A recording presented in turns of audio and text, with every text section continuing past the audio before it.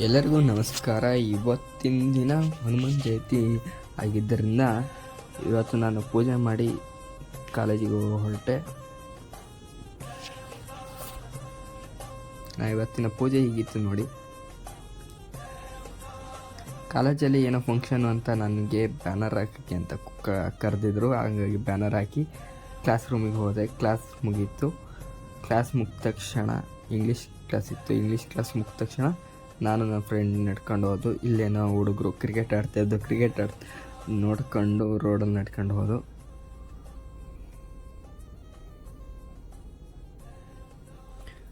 ರೋಡಲ್ಲಿ ನಡ್ಕೊಂಡು ಹೋಯ್ತಕ್ಕ ನಾನು ಬಸ್ ಸ್ಟ್ಯಾಂಡಿಗೆ ಹೋದೆ. ಜೊತೆಗೆ ನನ್ನ ಫ್ರೆಂಡು ಬಂದ. ಹಂಗಾಗಿ ಸ್ಟ್ಯಾಂಡಲ್ಲಿ ಕೂತ್ಕೊಂಡು ಬಸ್ಗೆ ವೆಯ್ಟ್ ಮಾಡ್ತಾಯಿದ್ದು.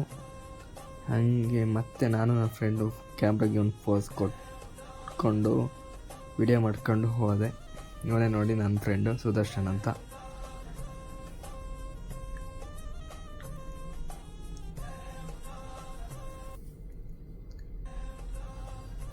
ಸ್ಟ್ಯಾಂಡಲ್ಲಿ ಕೂತಿ ಬೇಜಾರಾಯಿತು. ನಮ್ಮ ಪಕ್ಕದಲ್ಲಿ ಇದ್ದ ಹುಡುಗ ಏನೋ ಪಾರಿವಾಳ ಹಿಡ್ಕೊಂಡ್ಬಂದಿದ್ದ.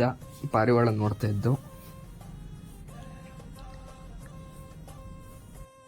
ಪಾರಿವಾಳದ ಮರಿಗಳು ತಂದಿದ್ದೆ ಸಾಕೋಕ್ಕೆ ಅಂದ. ಆಮೇಲೆ ಬಸ್ ಬಂತು. ಬಸ್ ಹತ್ಕೊಂಡು ಮನೆಗೆ ಹೋದೆ. ಅವನ ಪಾಡಿಗೆ ಅವನು ಹೋದ, ನನ್ನ ಪಾಡಿಗೆ ನಾನು ಅಷ್ಟೆ.